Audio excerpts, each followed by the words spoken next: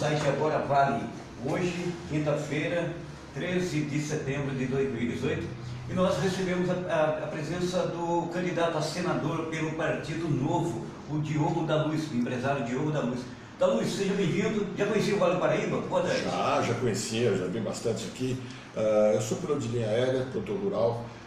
Só por essa função de piloto a gente acaba vindo muito para essa região do São José. Já fiz muito treinamento aqui em Pindamonhangaba, já fiz também lá no Ipuã, não sei se você conhece o Clube Ipuã, lá em Caçapava, e já dei muito para essa região aqui, Ubatuba, Campos do Jordão, e me sinto em casa aqui. Fala um pouco do seu perfil, da Luz. Você é piloto também, né? Isso. Eu sou piloto de linha aérea, como eu disse, produtor rural, tenho 61 anos, 3 filhos grandes, a caçula está na faculdade, os 2 já estão graduados. Uma casualidade não planejada da minha vida, eu me desfiz de boa parte dos meus negócios e me vi com tempo disponível para poder repensar o que fazer da vida, justamente nessa fase em que a minha função de pai está praticamente feita. E comecei a pensar, bom, vou atrás de fazer uma poupança, de ganhar um trocado a mais, de alguma coisa assim, e aí pensei bem, falei, mas tem um patrimônio ruim aqui em volta da gente, que é o nosso Brasil. É muito triste falar isso, mas é a verdade. Aquela terra onde, quando chegou o primeiro português, ele rapidamente percebeu que onde se plantou em outro lugar, e é verdade, tirando o trigo, nós somos recordistas ou quase dos melhores produtores em todas as atividades.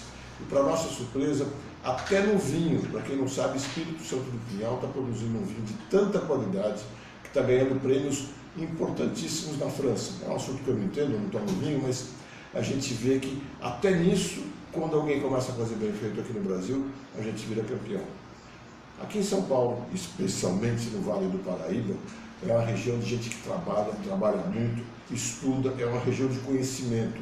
Gente do Brasil inteiro é um país que trabalha bastante, mas veio para cá, para São Paulo, gente que veio atrás do trabalho. Ninguém veio para São Paulo atrás de outra coisa, senão o trabalho. E do mundo inteiro, do Oriente, do Ocidente, de todos os cantos do mundo. Todos vieram trabalhar. E a gente continua trabalhando muito. Só que hoje em dia a gente não aguenta mais pagar os impostos, não dá conta de pagar os impostos que a gente deve, e está se apertando e a gente está recebendo não retorno de Brasília em termos de benfeitorias, mas sim retorno em termos de ordens. Eu nunca vi uma coisa dessa. Eles só emanam ordens e ordens e ordens para a gente, como se nós fôssemos pré-adolescentes que não soubéssemos o que nós devemos fazer. Eu olhei bem para isso, eu tenho que investir, é no novo Brasil. Eu preciso trabalhar para deixar um Brasil melhor para meus filhos e netos, e não para deixar um imóvel ou uma poupança assim. Nós temos que investir no novo Brasil, é agora. Muito bem, da Luz. Você é um paulistano que se intitula um liberal convicto, né? Você também dirigiu ao Partido Liberal, é isso mesmo? Eu gostaria que você comentasse sobre uma das propostas suas, que é a autonomia ao cidadão, aos bairros, aos municípios e regiões. Pois é, como eu disse, a gente paga muitos impostos e recebe em troca ordens de um grupo que está lá em cima, que eu chamo de desconectados. São pessoas que se desconectaram da vida do cidadão, né? E ficam dando ordens para a gente. Qual é a razão deles ficarem mandando medidas e ordens, tentando criar o padrão nacional de pessoas? É padrão nacional de tudo. Começou com esse padrão nacional de tomadas, que foi um inferno. Muitos dizem, não, mas essa tomada ela é melhor. Tecnicamente ela é melhor que a outra, mas a outra não trazia problema nenhum. Acontece que ao criar essa tomada, padrão tecnológico brasileiro muito bom, depois disso a troca foi uma coisa perigosa, houve muito curto-circuito na troca, muito desperdício de dinheiro num assunto que não era importante, e aí que eles perceberam, essa tomada não se conecta com um monte de aparelhos. E aí tem que vir o conector, e esse conector gera mais insegurança, mais gambiarra, mais problema. Mexeram numa parte da casa nossa que estava em ordem. Nós tínhamos problema de goteira, digamos, e mandaram mexer nas tomadas. Quando a gente vai voltar para mexer na goteira que nos incomoda, eles mandam fazer outra coisa e ficam dando ordens para a gente, e a gente fica que nem barata tonta, pagando imposto, recebendo ordem do Brasil. Temos que inverter isso. Precisamos de mais Brasil e menos Brasília na vida da gente. Menos regulamento, mais liberdade para que as decisões sejam tomadas nas cidades, nos estados. Vou dar um exemplo para vocês. A Constituição diz que a gente só pode ter serviço de polícia prestado pelos governos estaduais, e tem que ser 2 polícias, uma militar e uma civil. Não quero entrar na discussão, porque não é minha especialidade, Não quero ficar discutindo se tem que ser 2, 3 ou uma polícia. Mas por que tem que obrigar os 26 estados a terem 2 polícias dessa maneira? E por que impede os municípios de terem polícia? Porque guarda civil não é polícia, não pode ter função de polícia. Um guarda civil que esteja armado e veja passar na frente dele um condenado com ordem de prisão, não pode fazer nada. Não é que ele não quer, não pode fazer nada. Ele não tem direito de prender alguém com ordem de prisão. Nós temos que dar o poder de polícia, a liberdade do poder de polícia aos municípios que acham que esse problema lhes incomoda e devem estruturar melhor. E de investigar também. E temos que deixar, logicamente, o dinheiro nas cidades. Porque é na cidade que as pessoas vivem, na cidade que as pessoas têm problemas, na cidade que as pessoas ficam doentes, que estão nos hospitais, têm seus filhos, estão suas escolas, e tem seus pais que decidem quem vão ser os diretores das escolas, tem seus pais que decidem quais buracos da cidade têm que ser tampados. Chega da gente receber a ordem de Brasília. Eu quero ir para o Senado para desmontar esse poderismo que existe em Brasília. Muito bem, interessante, você me deu um gancho para uma outra pergunta, da Luiz, é que como é que seria o caso da descentralização do poder? Por exemplo, o Estado, as 27 unidades federativas sendo autônomas, cada uma vai gerir o seu próprio dinheiro, a sua própria arrecadação, seria isso? Como no modelo americano, dos 50 estados americanos? Muito parecido com o modelo americano, mas lembra bem que sempre, se quiser. O país que eu sonho ao deixar o Senado é um país onde haja regras federais, regras que valem para o país inteiro. Aqueles estados que queiram fazer uma regra diferente sobre um determinado assunto, segurança, qualquer outra coisa que você possa imaginar, que queiram o ensino, os que queiram, possam fazer um regramento específico para o seu estado, porque acha que tem alguma coisa melhor. Vale o nacional para quem quer aceitar o nacional, ou o estadual para quem quiser. Da mesma maneira que os municípios que queiram fazer um regramento específico para si, não sejam obrigados a obedecer Brasília, nem o Estado. Logicamente, tem que obedecer as coisas de ordem, de respeito, etc. Mas eu digo do regramento de cotidiano seu, sobre escolas, hospitais, segurança, e daí a regra da cidade possa suplantar do Estado, que possa suplantar da União. Então, Luiz, há um ditado que diz que a corrupção o privilégio é o pai da corrupção, né? Uhum. E eliminar privilégios, por exemplo, como você tem como propositura, como aplicar essa austeridade em um país onde o próprio STF é composto por indicações de partidos políticos, onde até juízes erram, são punidos, entre aspas, ganham férias e continuam recebendo seus honorários sossegadamente. Como é que se pode aplicar essa austeridade num país assim? Vício, né? Vamos separar as duas coisas. Vamos falar de corrupção daqui a pouco. Eu acho que o privilégio não é o pai da corrupção, mas a corrupção é muito séria, nós vamos falar dela. O privilégio é indecente. Um senador não é uma autoridade. O senador é um servidor público. Você não lembra disso? A autoridade é o cidadão. Quem vai para o Senado tem que ir para servir. É alguém que pode dizer: eu não estou atrás de fazer poupança, eu não estou atrás de fazer dinheiro, eu estou atrás de servir o meu país. Ele tem que ter como recompensa a maciez do travesseiro quando chega em casa. Essa é a recompensa que tem que ter um servidor público, especialmente o que é eleito. Não pode ter nenhum privilégio.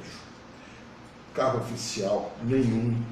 Não deve ter aquele monte de assessores. A média, no Senado, é 33 assessores. O senador tem 90 assessores. Eu queria chegar na frente dele e pedir que ele me dissesse o nome de metade dos assessores sem olhar numa folha de papel. Duvido que ele acerte. Ele não chega nos 20. Não tem sentido. Eu acho que 12 assessores já é demais. Já é mais problema do que solução. O que eu pretendo fazer com essa verba que o senador tem direito com relação a senadores e suas despesas é publicar todos os meses, não naquelas publicações esquisitas que eles falam transparência, que ninguém acha que é tão transparente que a gente não vê por isso, ela é transparente, né? Mas naquelas publicações no nosso Facebook, na nossa página de internet, para debater com a população se os gastos estão de acordo com a expectativa deles. O dia que eu ouvir de um eleitor que deveria investir um pouco mais em algum setor para melhorar o meu serviço, é o dia que eu vou começar a ficar satisfeito. Então, acho que o privilégio é inaceitável. Inclusive essas aposentadorias diferenciadas, acho inaceitáveis. no meu entender, nem presidente deveria ter aposentadoria diferenciada. Qualquer cidadão, ao se aposentar, ele é apenas um cidadão. Enquanto prestou serviço, pode ter toda a nobreza do trabalho dele, pode ser, tudo bem, mas no momento que ele se aposentou, ele é apenas um cidadão, igualzinho ao outro. Ninguém pode ter direito à aposentadoria diferenciada. Ninguém mesmo. Isso é fim de privilégio. Agora, a corrupção. Veja a coisa interessante, muita gente fala muita coisa sobre a corrupção. O que aconteceu com a Lava Jato? 15 anos atrás, mais ou menos, começaram a estruturar melhor a Polícia Federal, talvez nem se apercebendo de como a coisa ia acontecer, pensando muito no crime armado. A Polícia Federal acabou se tornando talvez a polícia mais equipada, mais bem paga do Brasil, e um policial tem que ser bem pago, porque é uma profissão, além de perigosa, de extrema responsabilidade. Eles estão lá para guardar a gente. Foi bem equipada, foi bem estruturada e começou a investigar os crimes. O que aconteceu? Investigou os crimes do Palácio. E aí começaram a pegar todas as pessoas. Na minha opinião, a grande chave de virada, sem que os governantes tenham percebido, foi equipar a Polícia Federal. Vamos fazer um paralelo agora no governo do Estado. 20 anos atrás, a Polícia Civil tinha 48 mil pessoas no seu efetivo. 48 mil pessoas em 98, 20 anos atrás. Hoje tem 28 mil. 20 mil a menos 20 anos depois. Perdemos 1.000 policiais civis por ano nesses 20 anos. E com uma estrutura extremamente precária. A gente vai à delegacia, na minha entendida, eu costumo ficar com raiva do escrivão e do delegado. Acontece que eles não têm estrutura, não dão conta do serviço. E pior, eles sabem que não adianta fazer um boletim de ocorrência porque não vai virar nada. Então, quando a gente vê aquela má vontade dele, a má vontade dele é com o conjunto das coisas que ele sabe que ele está lá quase à toa. Volta àquela história. A polícia que investiga o crime armado é a polícia que investiga o crime do Palácio, o crime do colarinho branco.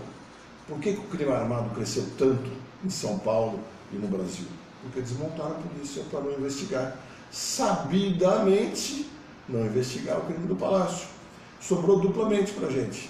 Que sobrou a corrupção crescente, ou vocês acham que não tem quase nada de corrupção no estado de São Paulo? A gente não vê denúncia quase nenhuma, viu uma aqui, uma ali. É claro que tem, gente. É claro que tem.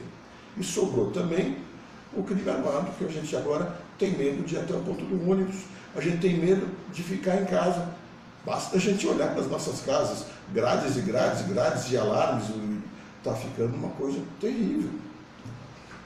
Ô, Luiz, o brasileiro, ele apostou na esquerda, né, para governar o país. E hoje, principalmente os jovens, estão se descobrindo conservadores. Só que eles não estão atrás da direita tradicional, eles estão com a direita extremista, uma direita que é até a certo ponto radical. Você vê isso com certo receio? Eu acho cedo para dizer. Eu prefiro esperar o resultado das eleições para ter certeza. Eu acho que o brasileiro não é nem de esquerda nem de direita e não é extremo de lado nenhum. Como eu acho que o nosso problema não é a esquerda nem a direita, é o poderismo, isso é que eu estava falando desse controle, é o poderismo de Brasília. Todo mundo diz que o presidente Temer é muito mais ao centro ou mais à direita do que era a presidente Dilma. Ele continua emanando ordens para a gente, o Congresso continua mandando muitas ordens para a gente, o Congresso que se mostrou um pouco mais à direita com essa mudança. O problema nosso é poderismo. Nós precisamos de liberdade ao cidadão, regras simples, regras claras, é isso que a gente precisa. E a gente precisa de soluções, coisas que resolvam o problema das pessoas. Por exemplo, uma coisa que eu quero fazer é instituir rapidamente, assim que assumir, um programa chamado Meu FGTS, Meu Aluguel. Ele é simples e eficaz. O FGTS foi feito primeiro para estimular a habitação e também para proteger o trabalhador numa hora difícil. Hora difícil, a gente não precisa falar que todo mundo está. Mesmo com os trabalhadores. Pior ainda, logicamente, os ditos 13 milhões de desempregados, que eu acho que são 20 ou 25, mas enfim, o trabalhador recebe todo dia 8 o depósito de fundo de garantia. O fundo de garantia vai para a Caixa Econômica imediatamente e fica lá depositado para ele. Muitas vezes, ele não está no momento ainda de escolher a sua casa de morada definitiva, de comprar a sua casa. Porque ele está se casando, nem se casou, porque ela está morando provisoriamente numa cidade, e sabe que não vai ser definitiva, está morando com a mãe, está morando com o pai, qualquer situação que seja. Então é uma fase da vida que a pessoa prefere viver de aluguel, perfeito?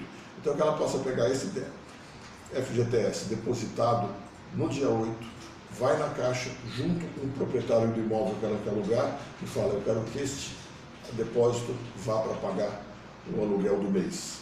E se morar 2, 3 pessoas na casa, possam se juntar 2, 3 pessoas, dando esse mesmo comando para que seja pago o aluguel para o dono do imóvel.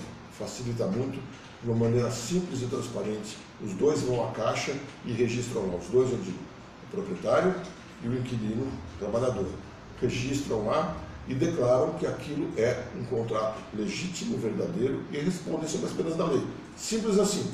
Agora, vão na Caixa eletronicamente, não tem que ir pessoalmente.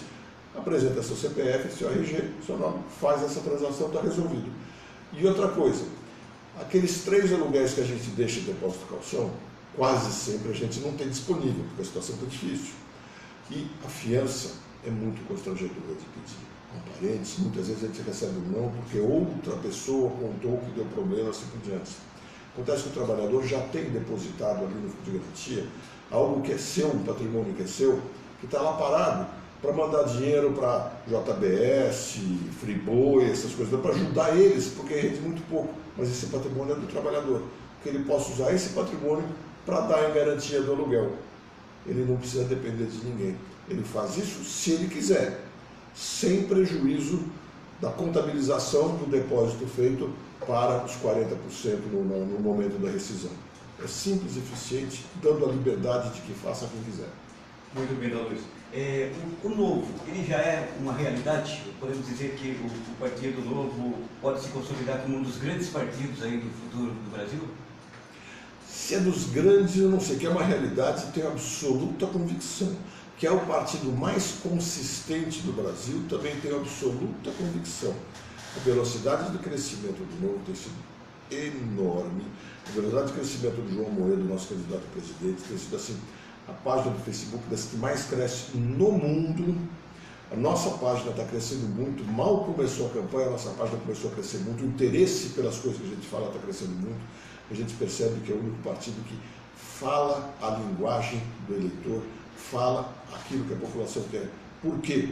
Porque nós somos parte da população indignada. É o único partido que se fez a partir de pessoas comuns de fora da política, que perceberam que nós precisamos da política e resolvemos entrar na política para mudar essa situação. Todos os candidatos do Novo, a deputado federal, deputado estadual, senador, governador e presidente, jamais tiveram um mandato eletivo nesse país. Nós viemos como pessoas normais para mudar e nós vamos mudar. Se vai ser o maior partido, isso a população vai dizer quando será. Olha da sua agenda, hoje vocês têm São José dos Campos, né? Espaço Cultural Cassino Ricardo? Isso, promete estar lotado. Nós vamos ter lá João Moedo, candidato a presidente, vou ter o Schecker, candidato a governador, eu vou estar lá, nossos candidatos a federal e a estadual estarão lá, e Bernardinho do vôlei, vai estar lá também. Vai lembrar que o Bernardinho do vôlei é filiado ao Novo faz muito tempo. Ele não é um garoto propaganda do Novo, ele é um membro do Novo, um membro ativo do Novo, e ele vai lá para contar para as pessoas como é o Novo da mesma maneira que nós, para mostrar que tipo de pessoas que andam no Novo. Diogo da Luz, chegamos no momento final aí da nossa entrevista. Eu gostaria de deixar esse espaço antecipadamente agradecendo a sua presença aqui, né? Esclarecendo a população e os internautas, e deixe esse espaço para que você passe a sua mensagem de candidatura, seu número. Fique à vontade. Bom, quem agradece sou eu, foi um prazer poder falar com vocês. Espero que o tempo passou tão rápido, a gente queria ficar horas e horas falando, tem muita coisa para falar para vocês, mas sempre na nossa página, Diogo da Luz 300, no Facebook, no Instagram, no Twitter, diogodaluz.com.br, que é a página da internet. O meu número é 300, tenho também no WhatsApp 11 99 715 3033. 11 99 715 3033. Vale lembrar o seguinte, nesse ano nós vamos voltar 2 vezes para senador. Isso não, nós vamos eleger 2 senadores. Lembre bem disso, fale para os seus amigos, não é possível que alguém esteja disposto a dar 2 votos para a velha política. Ainda até entendo, com uma certa dificuldade, mas entendo alguém que fala, não, porque o tio da avó da minha prima conheceu aquele sujeito lá, que não sei o que, aquilo, eu gosto daqui, dali, mas 2 votos para a velha política? Vamos parar de votar no velho esperando o novo. Se a gente quer mudar o Brasil, se a gente quer um novo Brasil, precisa votar no novo. Diogo da Luz, 300. E para lembrar mais ainda, lembre do 300 de Esparta.